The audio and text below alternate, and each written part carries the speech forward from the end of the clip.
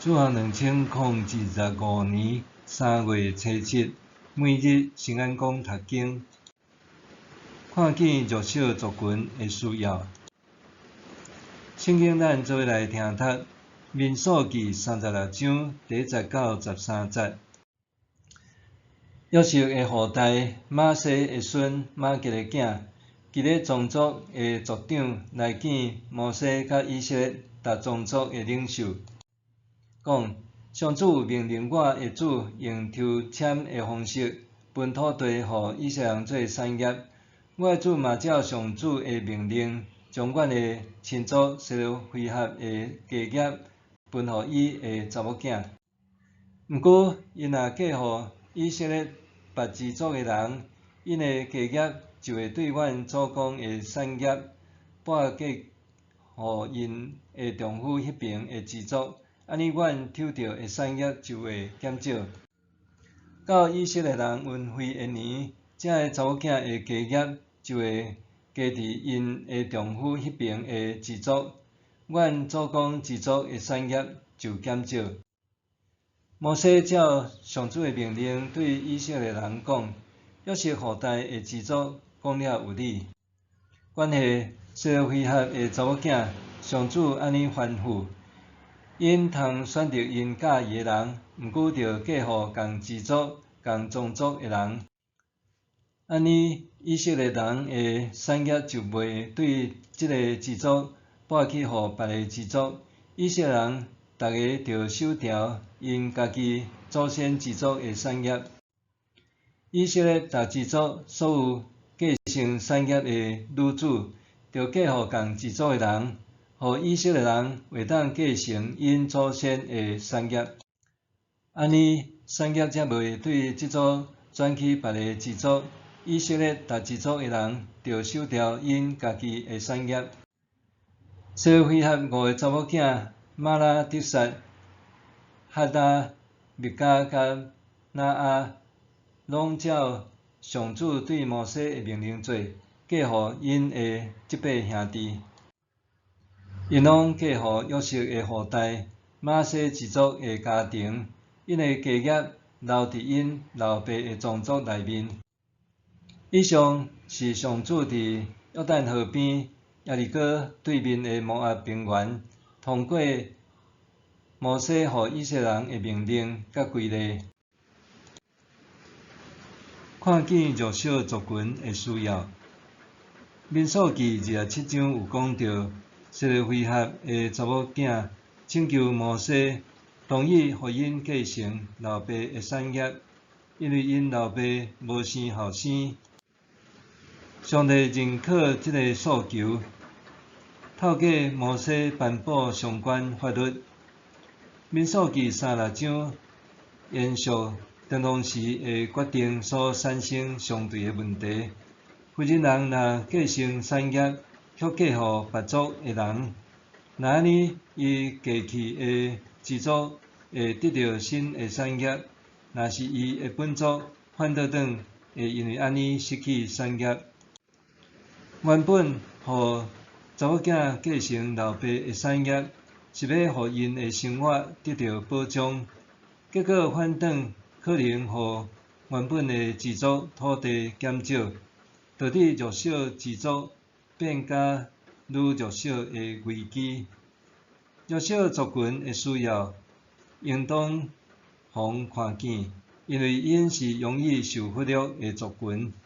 若无得到妥善的扶持，因的处境会搁较艰难辛苦。马西支族提出的这个问题，予摩西看见弱小族群的危机需要受重视。摩西对上帝领受命令，调整原本的规定。查某囝虽然通继承老爸的产业，但是简单会当踮家己的支族内面选择婚姻对象。这个做法保护着弱小支族的土地袂直到流失，上时阵也予一个家庭的产业通继续延续落去。当弱小族群受到特权对待时，规个族群也通做伙得到利益。联合国难民事务高级专员公署伫2003年发布一份报告，指出全球有1亿1千万个人受迫流离失所，原因包括战争、迫害、武装冲突、天然灾害和散车等，互难民不得离家乡。就算顺利逃离家乡，难民的生活也充满真侪挑战。伫找求安全的路上，因可能遭受暴力、拘禁甚至虐待；搁生活中欠缺清气的用水和食物，搁较互因常常营养不良，搁破病。就算难民通落脚踮难民营，下客的空间和不佳的卫生环境，也互因身心健康严重受损。伫咱的生活中，检采为关注一寡弱势者，难民却是常常受忽略的一群人。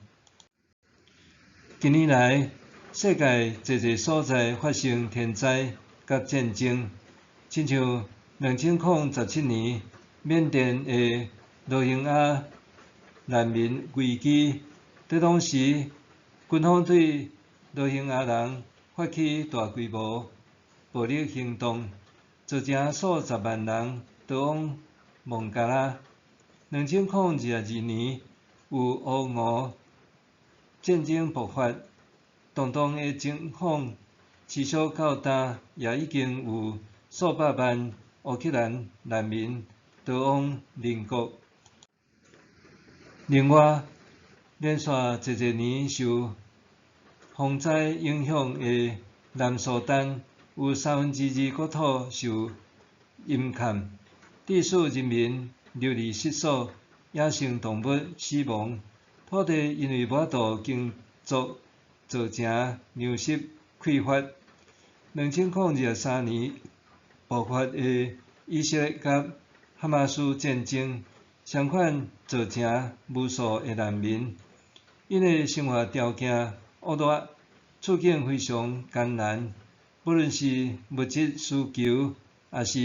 医疗资源，拢极度需要协助。